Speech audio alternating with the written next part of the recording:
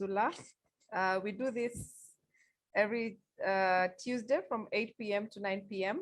And thank you very much for those of you who have participated in our survey. We really, really appreciate that you are giving us feedback.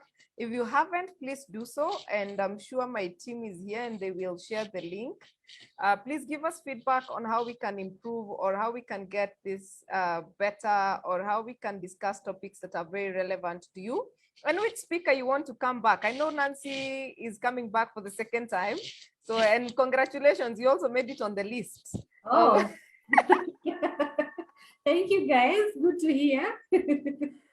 Yeah, Awesome. so Happy to impact people with mental health, of course. yes. The session on losing a loved one was very impactful, and you can also look at the follow-up, the people who have watched on our YouTube channel. So it is quite something. Okay. Yeah, so thank you very much, and we appreciate. So team should come back to, okay, we will work on that. We are actually, I am still processing this, but this is to you guys. We might be having an end of year physical meetup. I think it's about time. So we are trying to see whether it's viable, but if we do, then you're gonna meet team there for sure. So thank you very much, guys, for joining us. Allow me to just give a shout out to the people who made this happen. Obviously, this webinar series is called Get It Right with Atara Solutions. We do this every Tuesday from 8 p.m. to 9 p.m. live on Zoom and also on Facebook. So we discuss issues that affect entrepreneurs and employees. So this is our 40-something episode. All the episodes that we've had are uploaded on our YouTube channel. So in case you've missed, or you want to do a follow-up, or you want to listen to something else, kindly log on to our YouTube channel and you are able to catch up. We are also the only people who actually share notes. So we will share with you the presentations if there are any. And normally you can take the notes and take the presentation, and you're able to actually refer in the future. So this webinar series is brought to you by Atara Solutions in partnership with Balcon Housing. Balcon Housing has given us an offer. So if you're a follower of Get It Right and you're looking to invest in a piece of land, Balcon Housing has given us an 1/8 of a quarter at 400,000 shillings. They can also custom make your installments. Imagine they can go as low as your budget allows. So if you're looking to own a piece of land in Nanyuki, kindly get in touch with Balcon Housing. They have been very, very kind to us. They have allowed us to have season 2, and we're really, really grateful. And they are also giving us this offer. So if you're looking for more information about Balcon, or you want to get in touch with them, you can either email me or you can call them through 0780-191919 or 0789-636363. And you can see that the piece of land is called Loldaiga View Estate. This is for your escape country home, or where you want to go and just relax. I don't know how many of you have been to Nanyuki, but if you've been to Nanyuki, you understand, eh? Nanyuki inanga haraka mingi. So Balcon is giving us that offer. Okay, and then we've obviously been celebrating our 1 year anniversary. So we have our partners, and I'll run through them very fast. We have obviously Balcon Housing, a real estate company and property management company. We have Stallion Construction Company, a construction company based in Nairobi. Current Technology and Engineering firm. If you're looking for engineering consultants, you can get in touch with Current Technologies. They also do safety and health services as consultants, as trainers. They do audits and NEMA audits and all that. They are all certified. We also have Intercity Secure Homes. This is your total security partner. They actually offer you with guarding services. They offer you with CCTV installation. They can do your survey for your home and all, and your workplaces. And if you're looking for any matter security, please, Intercity Secure Homes are your people. We also have Octagon Africa. Octagon is your pension and insurance company. If you're looking for people to do pension administration for your company or yourself, they also have personal pension plans. Please get in touch with Octagon Africa. We have Pathway Solution Services. This is a training firm. We have been getting quite a number of free trainings from Pathway Solutions. I'm sure some of you have been sending me emails, and Frank has been in touch with you. So Pathway Solutions is a partner at Get It Right with Atara Solutions. We also have GeoTrace. GeoTrace is a vehicle security and fleet management company. They offer what do we call them? Tracking systems. They install trackers in your cars.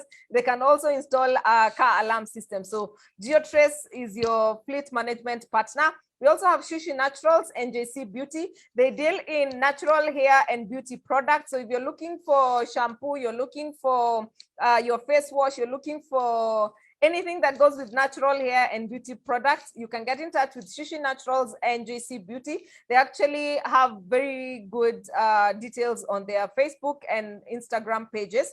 We have Sorel Laundry. Sorel Laundry is a laundry shop based in Ruaka.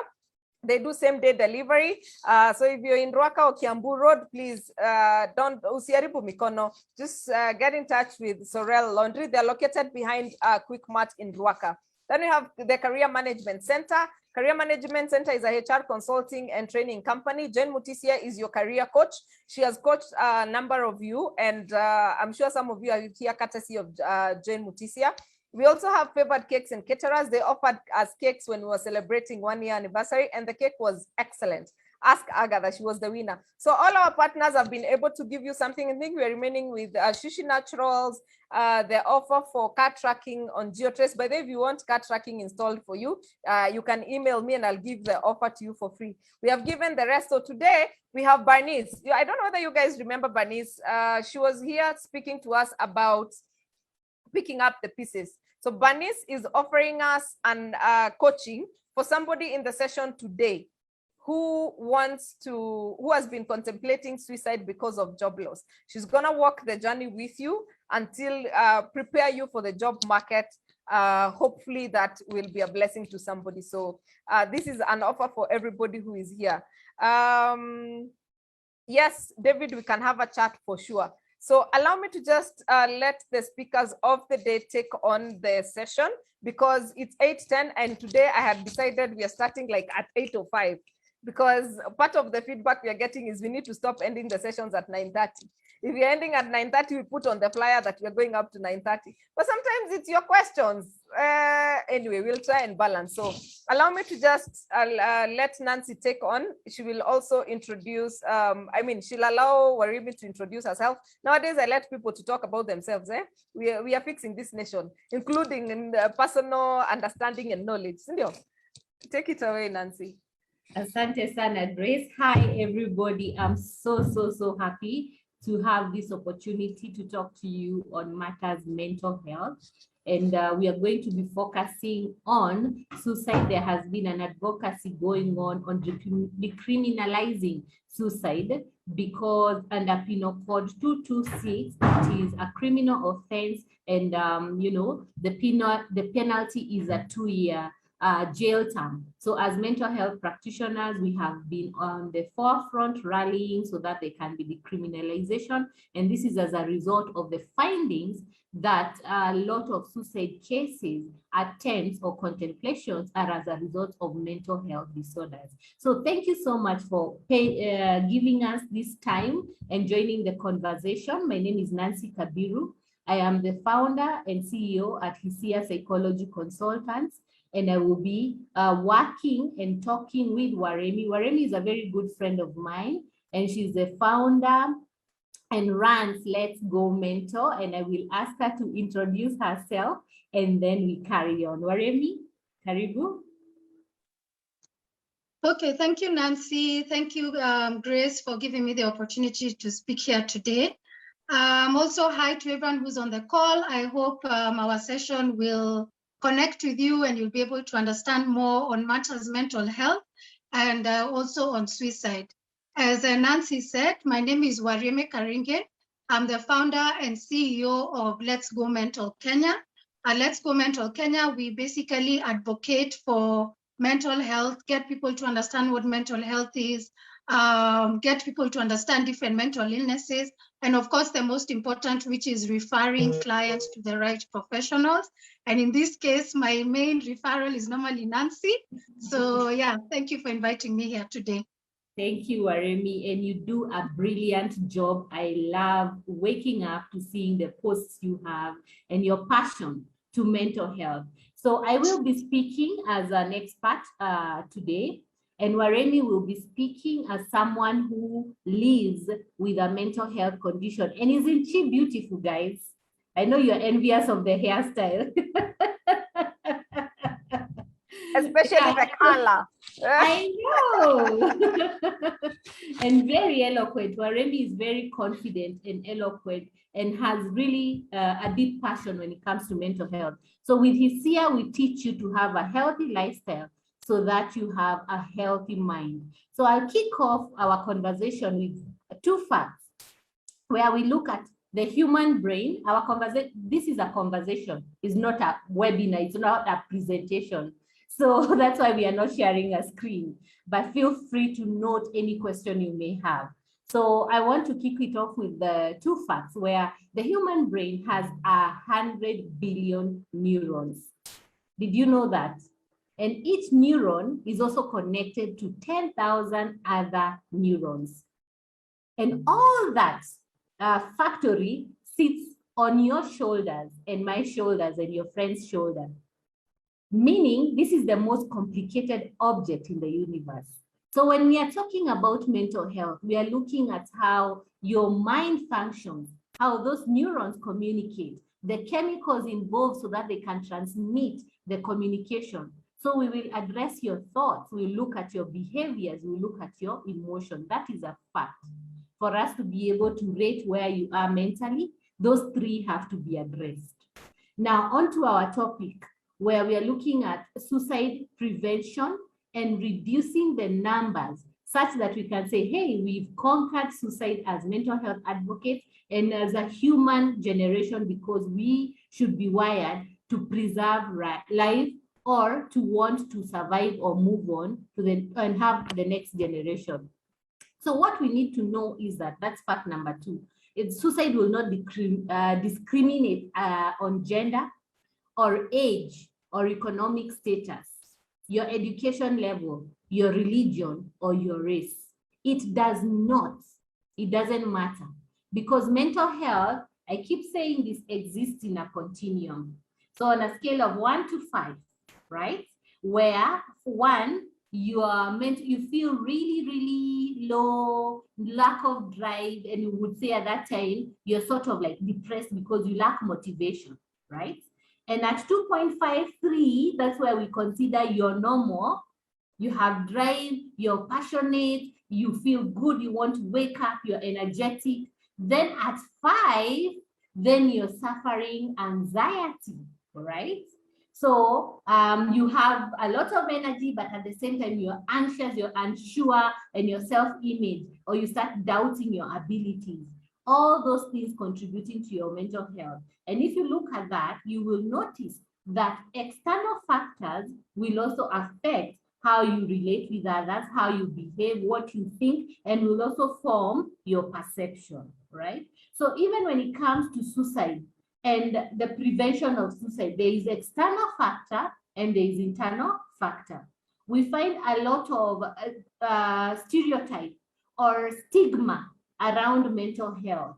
And I'm happy because now the society is opening up and we are getting comfortable to address mental health without judging. But there are still people who stigmatize mental health.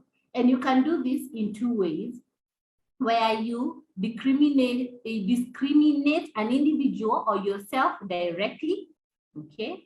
This could be negative remarks about your mental illness or your treatment. So you hear this, you get it a lot from people, and I'm sure you will hear on Waremi's story how that can come about. Then the second, still directly, you can judge yourself, where you know you have this mental disorder, and so you feel that you're not adequate, and your judgment makes you to isolate yourself. And because you isolate yourself, then you're unable to be driven or to achieve or enjoy life, affecting your behavior. Now, the second way people discriminate against mental health or contribute to the stigma which now contributes to the suicide rates going up, is an indirect way where you have people who are unintentional, right, about their behavior or reaction to someone they hear has a mental health condition. And they will do this by avoiding such people because they assume that the person will be unstable, they'll be violent, they'll be dangerous, right? So you classify everybody who has a mental health condition in this category, meaning even in giving them opportunities to grow themselves or to better themselves, they don't get equal opportunities, they struggle. That contributing to the number of suicide cases to be high. So if we are reducing or we are trying to conquer suicide, then we have to have an open mindset. What does stigma cause, or how does stigma affect? And why is it important to understand this so that you know what your contribution to reducing suicide should be? One, you find this individual having shame and doubt, being ashamed of the condition. And sometimes these conditions are genetic, okay? So they are passed on through genes, your great-grandparents, your parents, or traumas that you have gone through, that is environmentally, or conditioning that you have gone through, causing you to have these mental health disorders or challenges. Trauma, having a challenging environment, childhood experiences, relationship issues, all that. So when you stigmatize an individual and they go through shame, they will avoid or isolate and feel inadequate. The other thing is that it can build into doubt, someone doubting their ability. Am I capable enough because I have bipolar? Am I capable enough because I have anxiety? Or because I've experienced postpartum depression, right? After giving birth, then am I capable enough to function at work? So doubt starts coming up. You find people being reluctant to seek help or treatment. One, because as I said, the way you perceive yourself, it affects even how you can express yourself to someone who could be able to help you. So the fact that maybe you feel the society cages you, you also cage yourself, so you're reluctant to seek help. And as I said, if on that continuum, you start feeling you're reaching up or 4, right? 4 going into anxiety, it is important to seek mental support so that you can regulate those challenges before they become a permanent condition. Or if you feel it's towering towards 2, then at the same time, I'd ask you to do the same. Seek support, come for an assessment, because an assessment would help you to know where you are and what is working and what's not working. It could also help you to understand certain things that you probably think are normal and probably they are not normal, or certain things that you think are abnormal, but they are normal. So you distress over things that, can be dealt with. Then you find this stigma causing individuals to lack understanding or relationships. They lack support from family, friends, co-workers, or even others, even in the religious places that you would want to go, social circles that you would want to go. People have fewer opportunities, and we don't have adequate schools that support children who have special needs. And special needs sometimes is also a mental health challenge. You find someone who has a substance use disorder unable to access a facility because we don't have enough of those within our country. And you'll see substance use disorder, depression, and psychosis are contributors to the rates of suicide. So if we are able to manage people who have substance use disorder and they actually recover, then we are reducing on the number of probable people to commit suicide, meaning we are conquering that. Then you find bullying, physical violence, or harassment, right? Sometimes when you're pushed too much to the corner, you will equally react. So you may find someone who has gone through stigma being a bully, or being the person who violates or harasses people, or it can be the opposite. Because they have no confidence or they isolate, they then go through bullying because they feel they are lesser. So they are taken advantage of, right? Then you find insurance not covering mental health disorders, still contributing to the stigma. So you feel, since I feel that I need to talk to a therapist and it's not covered, do I have enough budget to see a therapist? Still contributing to stigma. And you have somebody's believing that they will never succeed in certain challenges or in certain situations. So even forming relationship, excelling in academics, you still feel I cannot be able to because I'm perceived to not be able or adequate enough for this situation. So what do we all need to know? Because we all need to know to conquer suicide or reduce the cases of suicide, we all need to know that mental illness is not a weakness. And when you accept it as a condition that you can get into and get out of, or you have to live and learn how to manage, you will learn to experience and manage your moods. You will learn to improve your sense of hopelessness so that you start feeling like I'm not hopeless, I am hopeful, or I have hope for tomorrow. You can also support a friend, a family member, a colleague. You will also reduce the way you experience anxiety, and you'll also be driven to seek medical attention. Why? Because mental illness is not a weakness. So that's what I want you to take home. If anything else, you can add on to any other thing that you prefer. But I want you to go saying that mental illness is not a weakness, right? And everyone can be prone to mental illness, right? So try to shake off the feeling, putting on a happy attitude. This will reduce the impact of the illness that you have. So the person you are from the inside, if you can be able to manage, shake off that feeling and have a therapist work with you, improve your mood, do things that improve your mood, which would be your hobbies, right? Maybe spending time with family, maybe advancing in your academics or your career, going forward to newer challenges, putting yourself out there, having a makeover. I love, when I see Waremi, I love the way she does her hair. There's a time you'll see her with brown, you see her with blue, you'll see her with these beautiful colors of hair. Have a makeover that makes you feel good, because when you feel good, you will also act good.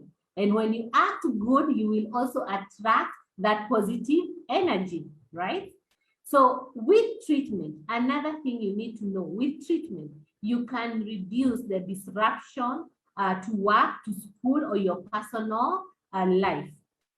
The other thing I also need you to know is that suicide is preventable. If we can manage mental health illnesses or disorders, then we can prevent suicide. So suicide is very much preventable.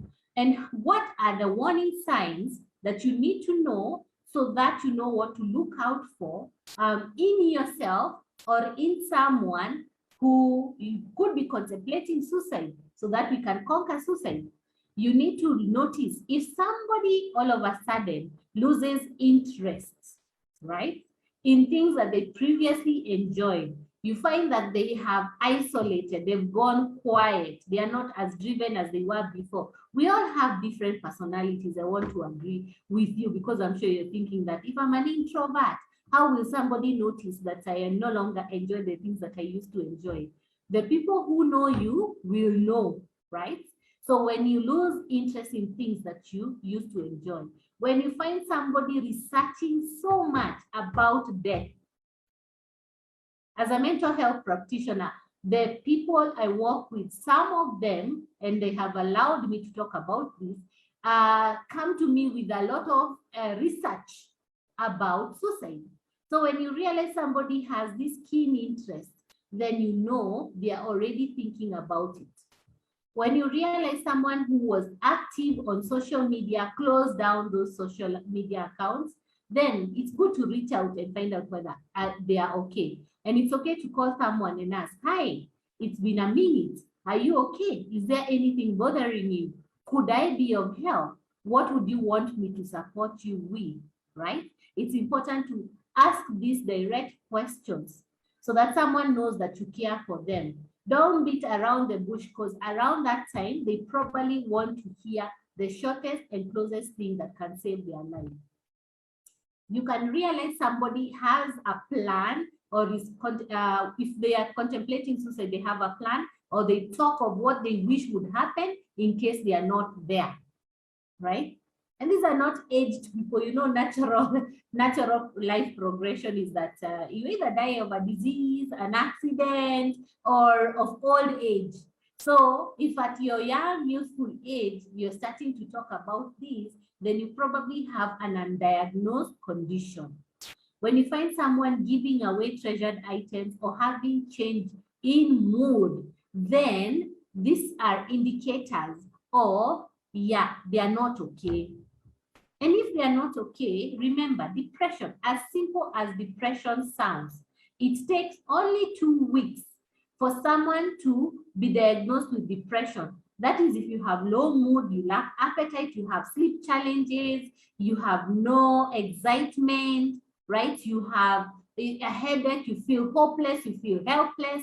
You feel this consistently for 2 weeks, then you qualify to on the depression scale. And if you qualify on the depression scale, the hopelessness and helplessness you feel could make you tip over. So you reaching out is very, very important, all right? So I will ask Waremi to join in the conversation at this time, and then we will join back and conclude. Waremi, if you're there, please carry on.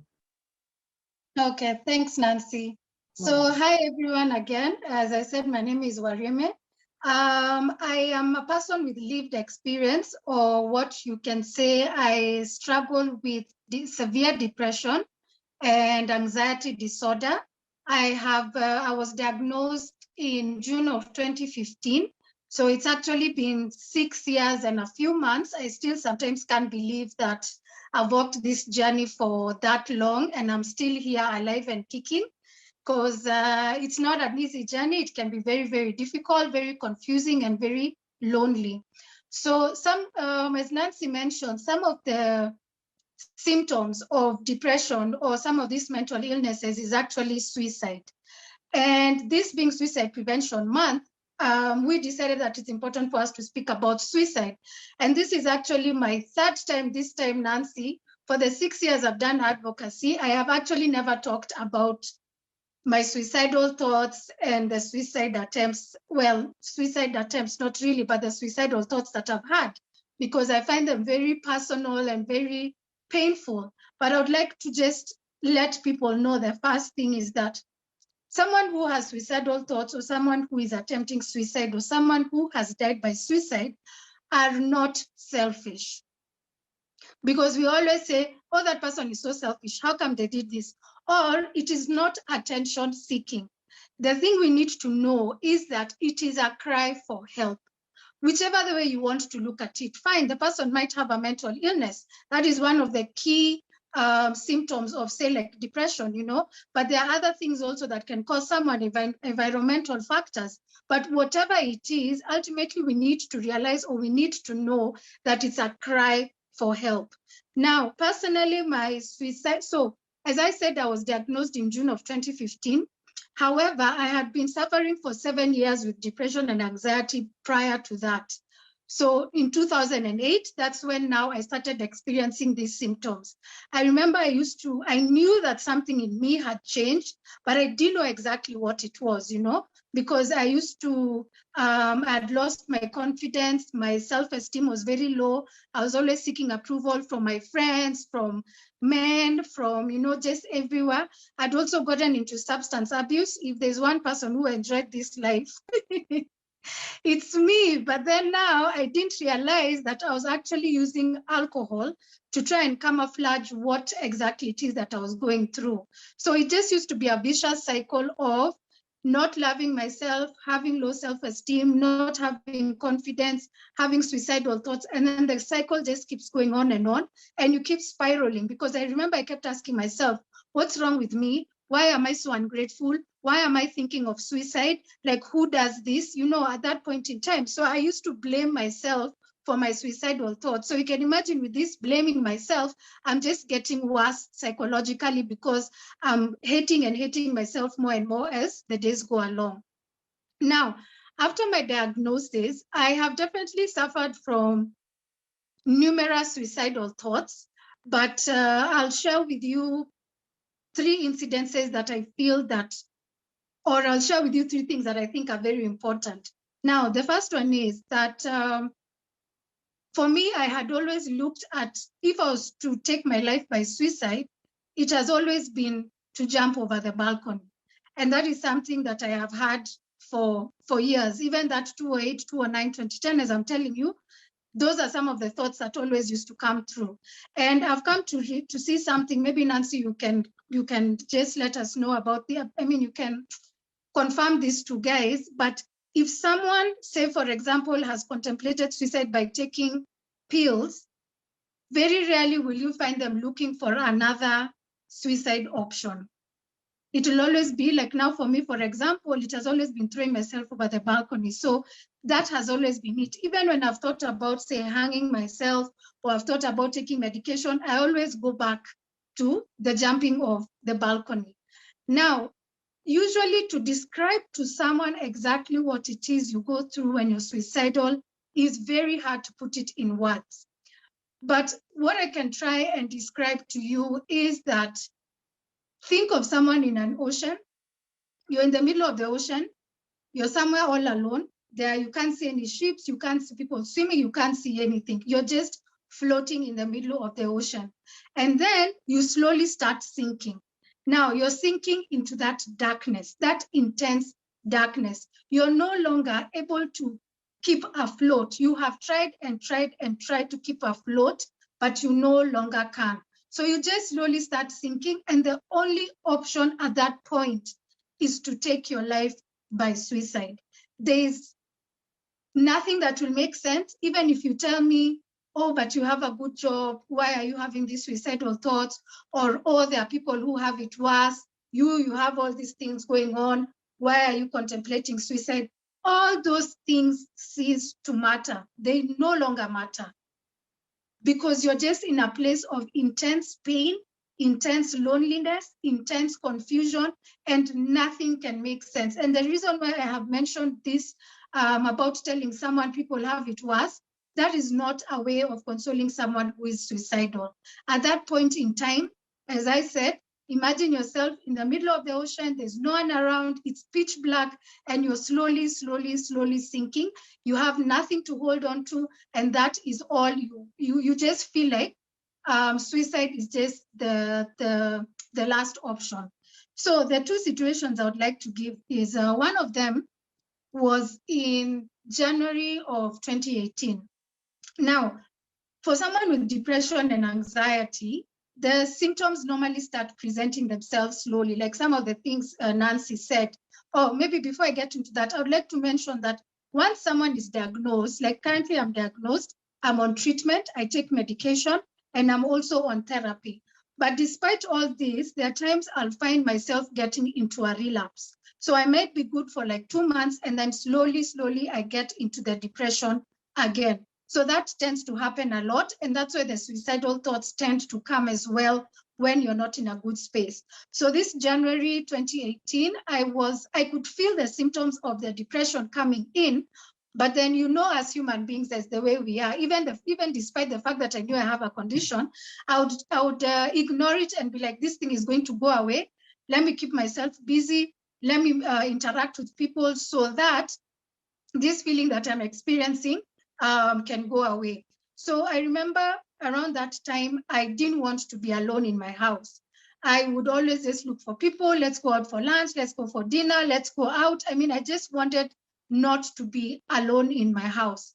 So I remember it was a Friday, and I wanted to go out with a friend of mine. So I called him and I told him, no, what, I feel like going dancing. I love dancing. So I was like, yeah, I want to go dancing. So let's go. So we went out and I danced the whole time. Not this time, I'm still sick, but from my face, you cannot tell that I'm okay. I'm not okay. From the way I'm speaking to you, you can't tell that I'm not okay. But deep down inside, I am just drowning. So I remember this time, I got home like maybe around 1:30 thereabout. And as soon as I stepped into my house, I knew I was taking my life. I just knew I was taking my life. And you see, these are some of the things people think that sometimes the suicide is premeditated, but sometimes it can actually just come. So like for me, that was the case that day. And I remember looking at the curtain rods in the house that I used to live in and wondering, okay, is this rod heavy enough is it strong enough to be able to hold my weight? And since, as I mentioned, that my main mode of attempting suicide was always to throw myself at the balcony, I remember stepping outside to go look at a balcony and find out how far down it is for me to be able to take my life by suicide. And that day, I keep saying till today that was just God. There is a friend of mine, okay, can I call him a friend really? He was just one of those people who were disturbing me. You know those guys who disturb you. So then for some strange reason why he decided to call at 1 a.m., I have never known till today. And yes, he was in the mental health space. I refused to pick. He called me like 4 times. On the 5th time, I decided to pick. And the first question he asked me is, are you safe? Those are the 3 questions. Are you safe? Yeah, those are the 3 words he asked me. Are you safe? Then I told him, no, I do not trust myself. So he told me since he's on the other side of town, he's not able to reach me. He asked me for a friend's number. He called that friend who now came and picked me up and took me to their house. And I stayed there for quite a while. I mean, I was there for about a week by the time I recovered. So that is one situation. Second one was in 2019. I used to live in a house. I used to live in a block of apartments where there were 8 floors, and I was on the 5th floor. Now, I was also going through this thing, but this time around, the suicidal thoughts had stayed with me for a while. It wasn't like this other one, which just came immediately. These ones had stayed with me for a while. So I remember I would go at around midnight, and it was always around midnight. I'd always go, I stand at the balcony, I look down, and I'm like, okay, if I do this, will I survive? I need to end this soon. So those are some of the things that I used to go through. And I remember for that particular situation, one day I just woke up and I was like, you know what? I called my sister, I told her, come and take me to hospital. And I was admitted immediately. So you'll find the treatment for suicidal thoughts and suicide attempts is that professionals like Nancy and psychiatrists always recommend that the person gets admitted. This is so that they will be on suicide watch, so that the doctors are able to monitor their progress every single day. And yeah, basically be put on medication that actually reduces the suicidal thoughts. I know it sounds it's a very interesting way of connecting it, because I've always asked, what does medicine have to do with suicidal thoughts, and how does it get rid of the suicidal thoughts? But with my little knowledge as a patient, I know that these thoughts normally come due to chemical imbalance in your mind or in your brain.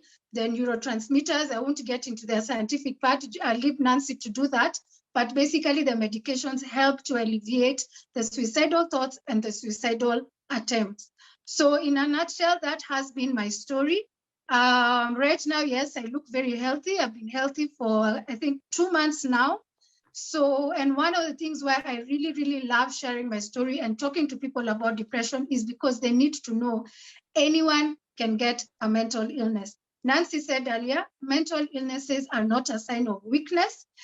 And also we need to remember anyone can get a mental illness. I normally hear people saying, I'm too strong. There's no way I can get sick. I'm this and that. I'm like, guys, it's just like diabetes, it's like cancer, it's like whatever other condition there is out there. You can also get depression, you can get anxiety, bipolar, and also struggle with suicidal thoughts. So if you're struggling with suicidal thoughts right now, my recommendation would be either you reach out to Nancy as the psychologist here, or if you want to speak to someone with a lived experience like I do, you can always reach out to me and we can see how we can help each other. So yeah, in a nutshell, that's my story. Over back to you, Nancy. Wow, wow, wow, Warren. If I had a chance to talk of a heroine, and when given a chance, I'll talk of you because you are so real. I always tell people you and I connected first online, but because you are real, I could relate with you. You are very honest, okay? Yeah. About your experiences. And I would want everyone to know that honesty is an investment. Okay? It's an investment on your values. Yes. And then you're not disguising what your experience are. We are able to build relationship. I have seen a lot of people talking about you on the chat, Waremi, I'm sure you can see that, and saying thank you, thank you, thank you for sharing, for having the courage, okay, and for making me understand that I am not abnormal, for having these thoughts, and knowing that I can overcome it. You have overcome it more than 3 times, and you're here. And when you talk about relaxing, and you counting the days that you have been healthy, it's a beautiful experience. And I like the realness also you bring, that therapy is not a miracle. We will not wave a wand, a magic wand, and you're okay. We will teach you coping skills and you can apply them on your everyday life. However, should you find yourself having challenges, don't beat yourself. And do not stop continuing with therapy and with medication, because that helps you to be supported. And when you keep a beautiful soul, a beautiful face, a beautiful mind, you'll always have people after you. Waremi does not exist in a cocoon. Yeah, it doesn't. I'm feeling so. And you see, to hide my face, but you see, people notice and realize this beautiful soul. Let me talk to this beautiful soul. Out of instincts, out of intuition, out of maybe God working through people, then you get a chance to tell your story and to support somebody else. So maybe a few things that I would want to highlight, because I wouldn't remove or add on to your story, is just beautiful and perfect.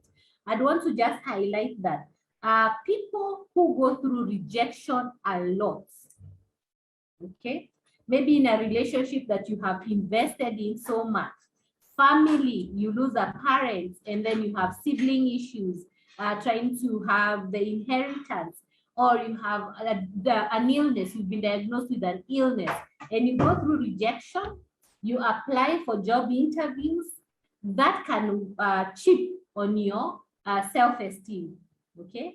So let's be on the lookout for those people who put themselves out there. Then if they experience rejection more than once, offer them support. Look for other places that, you know, they can gain acceptance, because you could be aiming way higher than what your skill set is, right? And that poses a challenge for you. People who have a challenge with their self-esteem, okay, how they present themselves, how they feel about themselves, how they value themselves, how they feel they are valued, also would have a challenge with these suicidal thoughts. So you find people who are always seeking approval. Am I okay? Am I doing well? And especially even if you have been diagnosed or you know to have an imposter syndrome, then you may need to have assessment so that we can call or name what you're going through, what your experiences are, because when you're able to name something, you can tame it. But when you don't know what it is, it's very hard to tame it, okay? Also that relapse can happen often, even when, often, especially when you're not in a good place. Waremi mentioned that, and I felt that is a good take home. And internal agony creates premeditation. Okay, so you start thinking about it. So if you feel you're not in a good place, feel free to talk to us as therapists. Nancy is here, psychology, feel free to reach out because we will be there. If you go to Let's Go Mentor on their social media page, you will obviously get a response from Waremi, okay? So what am I trying to say when I bring all this together? When you look at why we need to conquer suicide, all we are telling you is to be real, right? You need to be real. You need to accept. You need to state and express where you are. You can do it verbally. You can have it written, right? You can reach out by email, by chat, or whatever mode, depending on what your personality is. When you do this, you will get the support. Put yourself out there. If you notice somebody else is going through problems, do not say it's not your problem. It will not affect you, because if you don't invest also in your environment, it will come back to bite you, right? So be real. And when you're real, we then know who you are, okay? When you're real, you're able to set your goals, or you're able to align your heart and your actions, okay? So there's a direction. Lack of direction will cause these challenges, okay? When you're real, you're able to let go of the past, of the pain, of the heart, of the bitterness, of those rejection experiences, okay? Of relationships that probably you hang on, you know, of a job you lost, of somebody else's experience because you can live somebody else's trauma. So you're able to let go of that. You're able to also create self-belief. We all have different abilities and we are all geniuses in our different unique ways. There are so many types of geniuses. So you fit, everybody fits in it in one category. So when you're real, you will be able to find that genius that you are and you find joy in it. When you're real, you're you. And when you're you, you're relatable. Remember, honesty is an investment, okay? So when you're real, you're honest, you have already invested. An investment speaks for itself. It's that same Swahili saying, we say, chema chajiuza, kibaya chajitembeza. So when you have invested, we will see the goodness of that investment and we can associate, we can relate to it, all right? So I'll pass on to Grace, because I know there are certain questions that have come our way or comments, and I will be happy to address them, and I'm sure Waremi is too. Asanteni. Thank you so much, ladies. That is powerful. You guys are just, I mean, oh, as in, thank you so much for bringing this home, for your sharing, for your expertise, Nancy, and for your sharing your experiences, Waremi. It's really, really powerful. And I'm glad that we're starting this conversation, or rather continuing with this conversation. And I hope we can keep going until we can save a life and we can deal with the stigma, same way we dealt with HIV. But there's something that I realized, why do we really associate mental illnesses with bad things? Or why is it a taboo to talk about it? Like, just the why, like because it's in all of us, by the way. And even for us who sometimes you, like in the workplaces, and I'm sure I'm speaking for a lot of HR professionals who are here, when you're told somebody has bipolar, actually nowadays they have names, somebody who has a mental illness, because we call all of them mental health issues. We don't even know what is what. So where did this come from? Why are we so, why do we have a lot of stigma? Where did it come from? Ama ni ile mogoroki ya ushago ile yenye tulikuwa tunajua every market has a mogoroki. Nancy. My experience would be before, diagnosis of mental health condition was not very common. Okay, so people would be taken to hospitals when they are already on the extreme. And you find that's maybe in the past 20, 25 years ago, there was only one main mental health hospital in the country. So that main hospital hosted a lot of people who have, you know, obviously they have the psychosis and they need to be restrained in that hospital.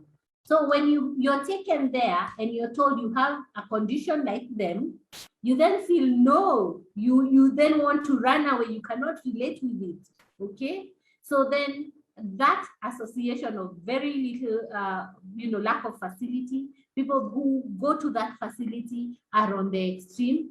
And so when you come back home and even you operate normally, people would think, hey, that one has a loose nut, because they know what we call the Mogoroki probably are people who have schizophrenia, have psychosis, who have schizotypo, and so they have delusions, okay?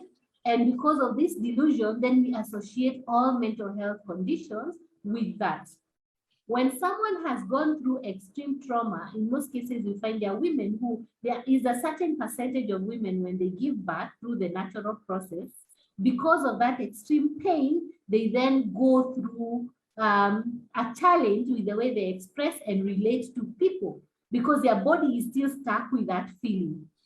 So we then, I think the thought of mental health condition or disorders was highly thought because of the few facilities. But as we advance, right, and as professionals increase, because I'm happy to know and to have association. Before COVID, my organization had 18 therapists.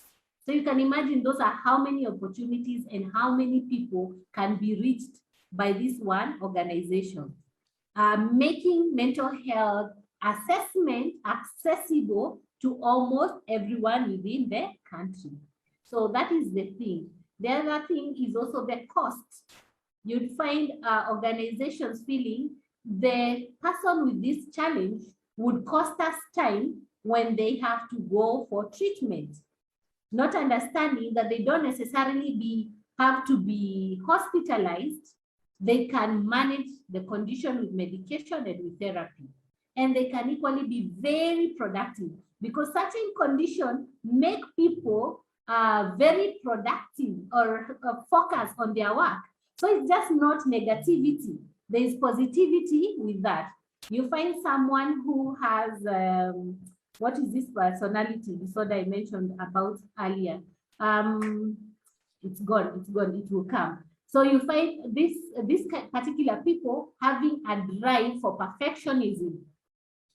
And because of that drive for perfectionism, they then ensure the standards of the organization are maintained because their work is done and done well. You find people who suffer anxiety are also very highly productive. You'll also find a majority of people who have conditions such as autism, have very many gifts. They are talented in very many ways.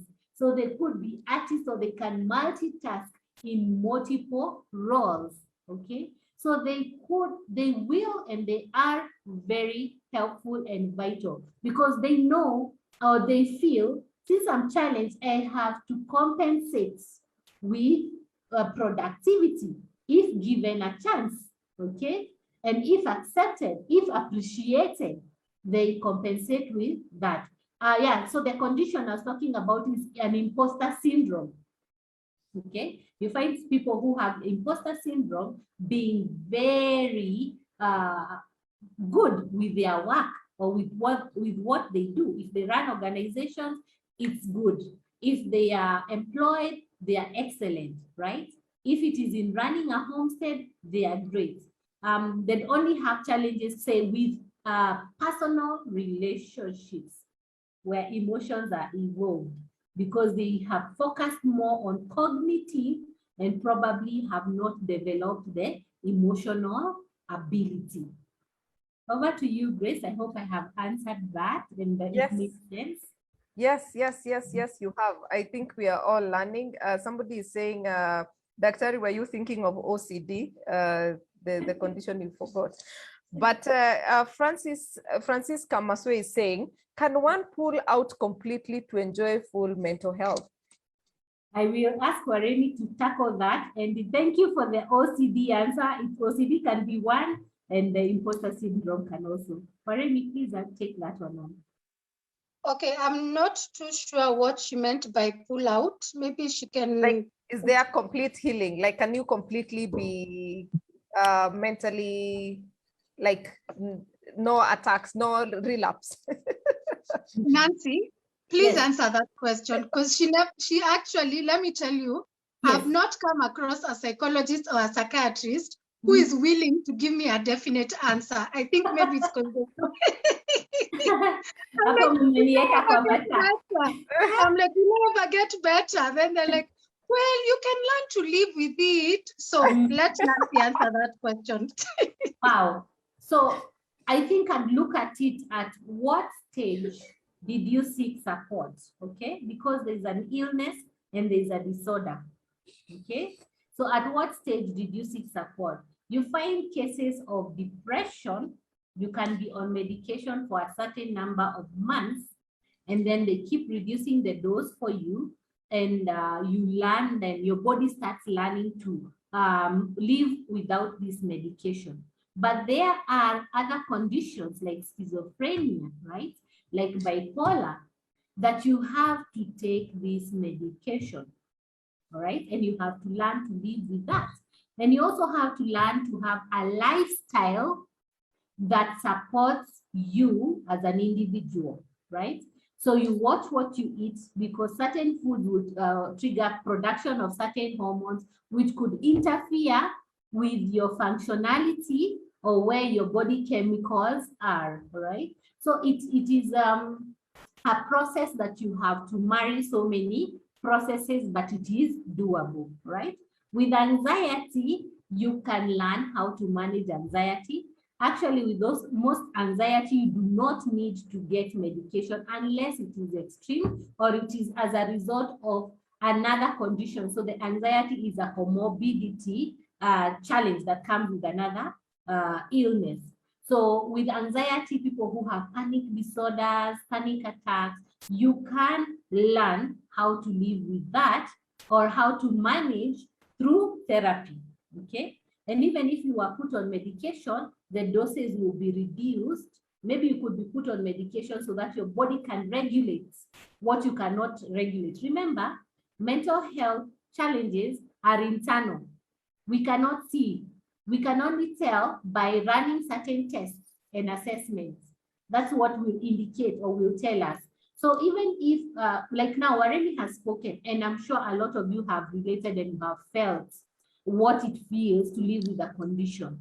So yes, you can feel it, you can understand it, but you're not going through it yourself.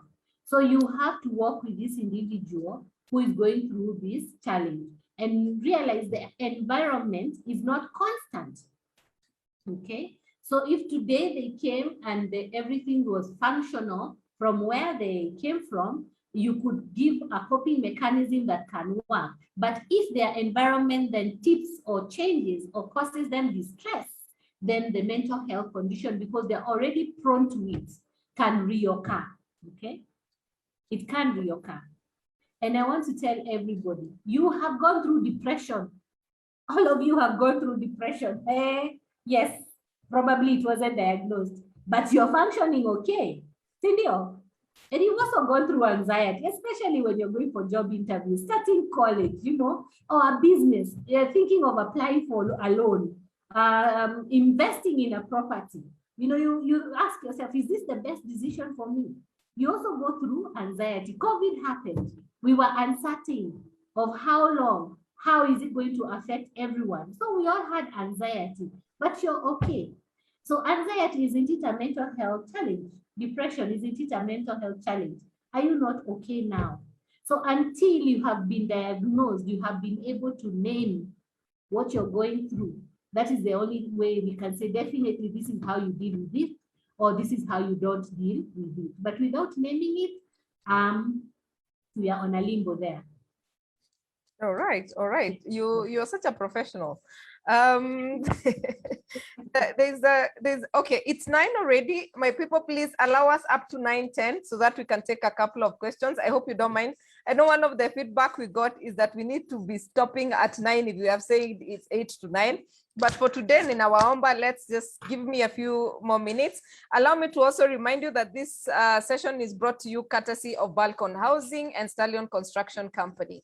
Bill is saying, how can you determine if an illness is causing depression or depression is causing an illness? That's a case of which side is that? Oh, like if you have a loaf of bread, you wapi mbele, ni wapi nyuma. Yes, yes. We would definitely want to understand when you started feeling the way you're feeling right now, what changed in your environment and what's your perception? What has been your past experiences and how have you dealt with? What has caused you distress before? How did you come out of it, right? When were you first diagnosed with this illness you have? What support did you have, right? So understand every question leads or builds up, okay? So when you exhaust the questions, then you know what comes first. You would understand that, yeah. Okay. Virginia is saying, can one try to deal with the symptoms before making it a medical issue? Yes, by going to a therapist. Everyone requires to have an assessment twice a year. I'm sure you love my smile. It's beautiful, right? Yes, I see a dentist twice a year. So my mind is also beautiful because I see a therapist twice a year. So everyone, even those of us who think, yes, I have no challenge, go see a therapist, have an assessment. The therapist will tell you what could challenge you, where your strengths lie, watch how you can improve your weaknesses. That way, you're able to curb it before it comes your way. But Amy, I'm sure you can add on to that. Yes, so, okay, over and above the therapy, there are also, of course, other things that you can do just to take care of your mental health. And some of these things are also watching your diet. What do you put into your body? You know, we normally eat for our physical health, but we never actually eat for our mental health. So things like sugary foods, wheat, same thing that we are told not to avoid for our physical health. It's also important to do the same, incorporate things that will help your mental health. For example, fish, eating foods high in omega-3. We have the supplements, we have chia seeds, for example. There are very many sources of omega-3 that can really help your mind. And especially now, the older we are getting, because I'm sure everyone on this call is somewhat already in the same age bracket, I'm hoping, is that our memories are getting worse and worse as we grow older. So things like omega-3 have really helped me, I can say that. And then there's also exercising, working out. It's very important for your mind, extremely important. Are you surrounding yourself with toxic people? Are you in a toxic home? Are you in a toxic work environment? Are you the toxic person as well?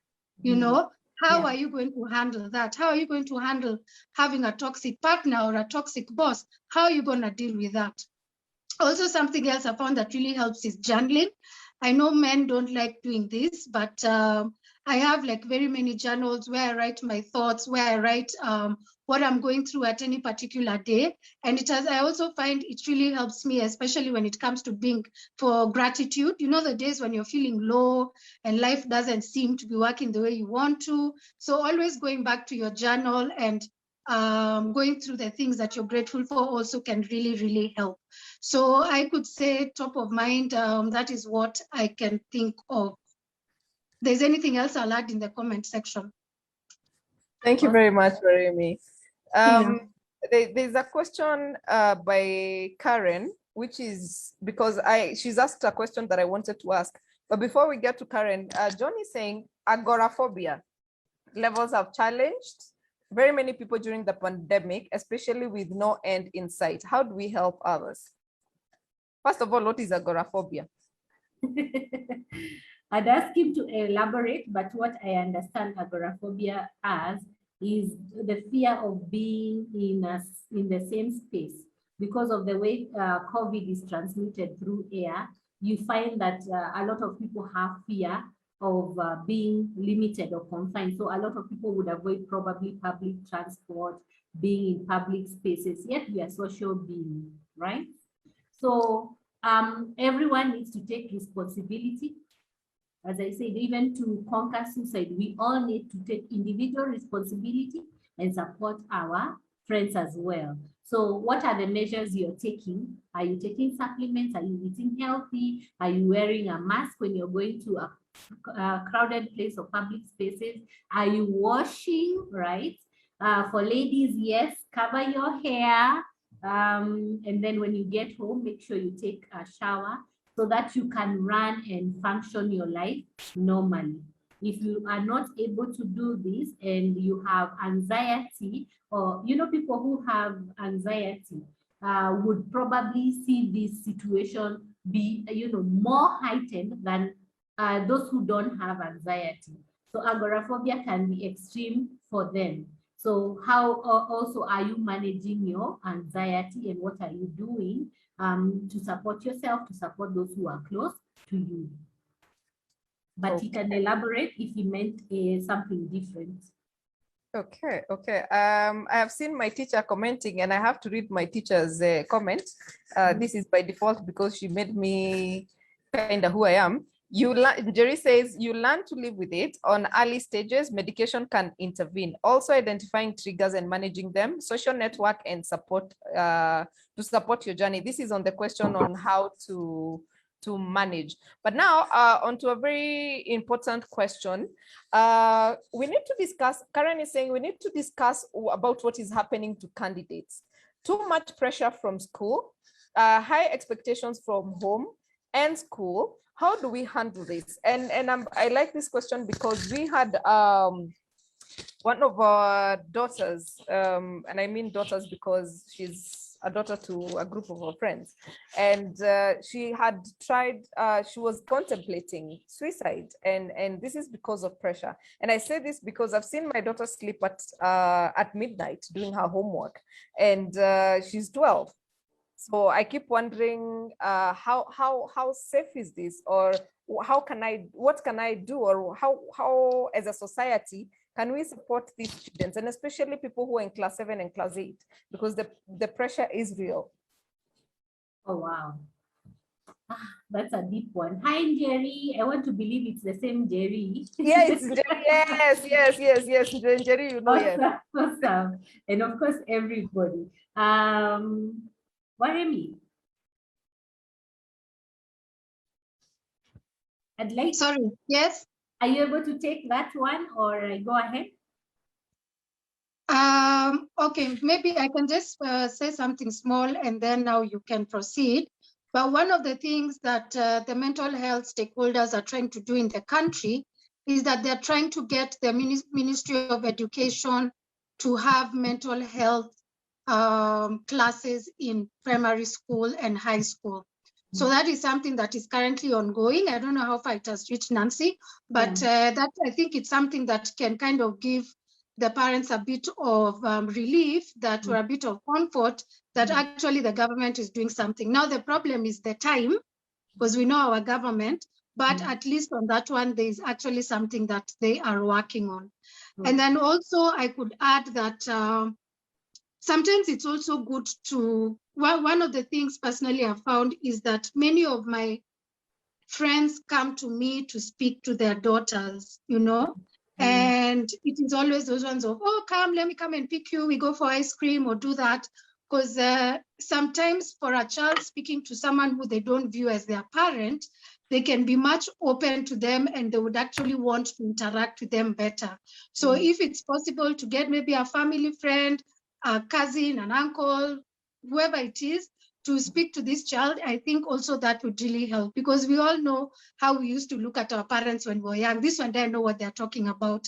But if another relative speaks to them, it definitely would really, really help. So that would be my recommendation. Amazing, amazing. I love that. Whenever you speak like a parent, you're doing a good job. Very soon. Hiya, sawa. So now, I like what she has said. So she's brought out relatability, where you help this child relate why they have to do the work that they are doing, and staying committed and finishing their assignments or understanding the importance of that, being committed, because it then forms their character. The other thing is you can offer them support as an individual or as a parent, Do not leave all the work to them, because probably the reason why they're spending so much time doing the work is they don't understand, or they have not they have not taken in the concepts. So even if supposing you're challenged in that area, keep a good rapport with the teacher, so that the teacher can explain to you and you explain with the child. Ensure you show that you have an interest in what they are doing, because when you have that, they then will feel the need to do it. Because remember, all children look up to their parents, so they are always looking to impress you as a parent. So when you have an interest in what they are doing, they'll be driven to do their work. You can introduce reward where, during the week they have these loads of assignments, but since they've stayed committed, then you give them something over the weekend that works as an encouragement to them. When you're doing this, what are you trying to teach them? Because life goes beyond school. They're trying to teach them the need to appreciate, the need to stay committed, and the need to own your own responsibility. So if they are faced with an adverse situation, they are able to adjust to change. They do not get lost. If you shield your child from experiencing, even if it's a lot of homework, there's obviously judgment around why they have this much more work at that stage. Probably it's necessary for their development. So if you shield them from that, then when you're not there to shield them, say they're in college, you leave them to themselves, they will not have the discipline to follow through even the course that they have taken up. So building that discipline. And again, going back to parenting, what are you doing as a parent to offer your child support? And if you feel inadequate, are you putting yourself out there to get the support required? Okay. Yes, that's what I would say.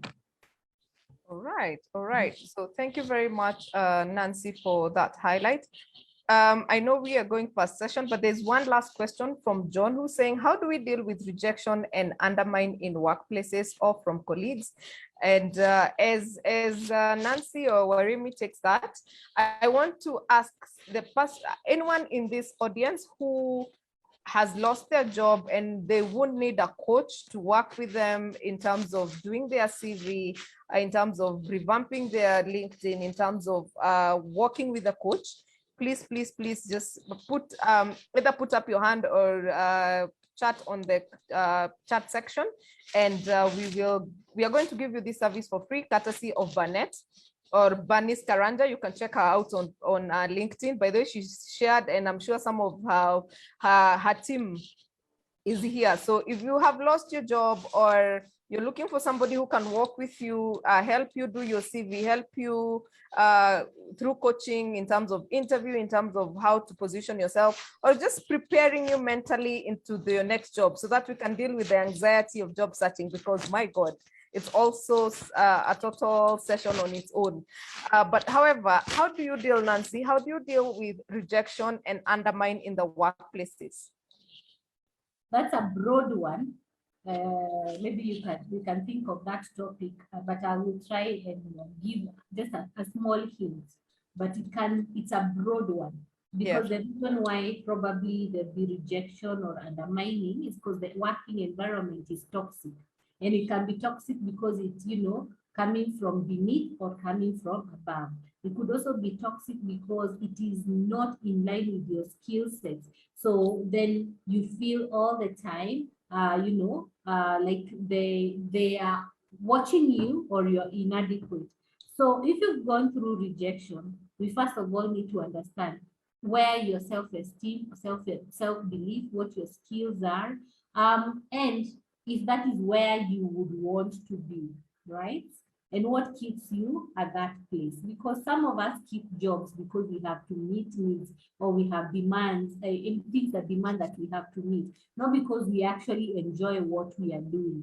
So why are you doing what you're doing, okay? And is it in line with what you would think or call, happiness or self-actualization?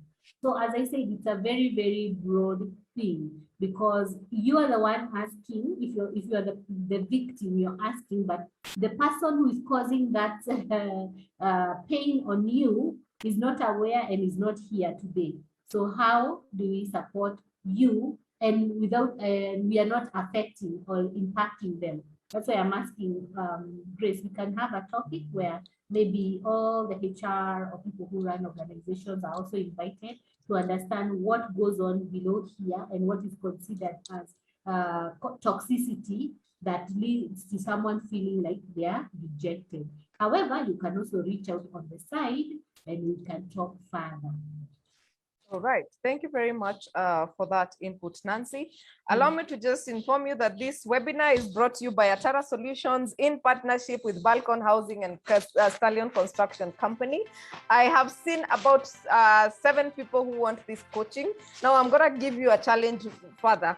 Please email me and tell me why you deserve this coaching, because I need now more to pick than just raising hands, because there's 6 of you. However, I'll also try and reach out to my friends and see whether any other person is willing to actually offer the coaching to 1 or 2 of you, or even all of you, I don't know. So email me on grace@atarasolutions.co.ke so that we can discuss further. Allow me to also remind you that Pathway Solutions is also offering you free training tomorrow. Tomorrow is 22nd, right? So tomorrow there's a session on writing business plan. If you can see my screen, from 11 a.m. to 1 p.m. And then tomorrow again from 3 to 5 p.m. you're discussing 360 degrees feedback. So this is happening tomorrow, courtesy of Pathway Solutions. So I hope you have booked your space. I know I have received quite a number of emails, and Frank as well has been responding. So if you want to reach out further, you can email frank@pathwaysolutionsservices.co.uk, and you can discuss further for tomorrow's session. So if you have, for those people who've lifted their hands that they want coaching, please email me and tell me why you deserve this. And also, maybe we can also reach out to a number of people. If you want to reach out to Nancy, you can reach out to them. They call themselves Hisia Psychology Consultants. They're actually on Instagram. You can check their page out. They're on Facebook. They do something every Tuesday. So their number is 0745 562108. Nancy has put it on the chat so that you can get more support in terms of mental health and just walk the journey. Maybe Waremi, you can also drop your line or something that, or a way people can reach out to you. Oh yeah, Let's Go Mental, I've seen. So you can reach out to Waremi on 0722 354456. She calls it Let's Go Mental. She calls the organization Let's Go Mental. So you can reach out to these beautiful, wonderful ladies who have agreed to join us on this September month. And we have to continue this conversation. Thank you, Nancy and Waremi. I have really enjoyed this, and I love the practicality of it. I love that we are talking about this, because a lot of people don't really want to admit that this is existing, and yet we are living with it. So we must fix this nation, like I always say, and we're fixing this nation by awareness. Waremi, our purpose on this webinars is to change the world through information. That is our goal, that's our objective, and we are hoping to do that one person at a time. What I have shared our YouTube channel, so you can kindly subscribe. I saw somebody asking when whether they can get a recording of this. Yes, we always upload all the recordings on our YouTube channel on Fridays. So on Friday at some point during the day or evening, the Nini will be there. Please subscribe to our YouTube channel. You can also go in and catch up. We had Nancy discussing the loss of a loved one. We also have discussed toxic workplaces. We have also discussed anxiety in the workplaces. So there's so much in there, and we not only discuss mental health, we discuss issues in the workplaces and entrepreneurship. So asanteni sana ladies, allow us to just, we were supposed to go up to 9:10 and now it is 9:22. But my people, see, I'm sure you have enjoyed it. For those of you who need to email me about your job coaching and everything, please email. I will share your emails with Bernice. Bernice runs a very beautiful platform on LinkedIn. She calls it eHub. Her name is Bernice Karanja. She works with job seekers. She encourages job seekers. And we hosted her here when we were talking about picking the pieces after job loss. And she shared some very, very vital information. So if you have missed that, again, it's on our YouTube channel. So Nancy and Hisia Consultants and Let's Go Mentor. Please, mwenda huko Facebook na Instagram, first of all, follow them. You need to keep up with what's happening around this space, because we must change this nation and this conversation has to keep going. Please don't forget to join Frank Wambare tomorrow morning and afternoon for the sessions that he's offering you for free, with also certificates that you can join in. Next week, we are looking at branding. We're actually looking at personal branding on Tuesday next week. So how do you position yourself for the next phase? Obviously, we are thinking about hosting a physical end of year session. So probably end of November or early December. We are going to have a session of meet and greet for our followers and as well as the speakers. So we are still in the planning stages and we'll share information as we go along. Other than that, I really, really appreciate your time. Please, we are at my name is Grace Nzula. I keep forgetting to introduce myself this day. My name is Grace Nzula. I'm a HR consultant and trainer with Atara Solutions. This program is called Get It Right with Atara Solutions. We are fixing this nation through information sharing. Please follow us on Instagram, Atara Solutions. Like our Facebook page, Atara Solutions. By the way, we were live on Facebook. You can share the video as well there. For those who missed, by the way, our Facebook, I think it's recorded there. So Atara Solutions is our Facebook page. Atara Solutions, our Instagram page. Get It Right with Atara Solutions is our YouTube channel. You can subscribe. And if you need more information, please reach out to me. If you need to speak to Remy, Nancy, and you have not speak their number, always, I'm your plug. Yes, I'm your plug. For these ladies and anything else that you'd want in this country, please. My team, I hope you put in the link for feedback. Please give us feedback. We are really trying to make sure that these conversations are relevant to you, and we can only do this by you telling us what you want to listen to. So I really, really appreciate you guys. Have yourselves a lovely, lovely, lovely night. Thank you, Balcon Housing. Thank you, Stallion Construction. Thank you, Pathway Solutions. And thank you, Octagon, and all the other partners together. Asanteni sana. And from all of us, it's good night. Good night. Good night.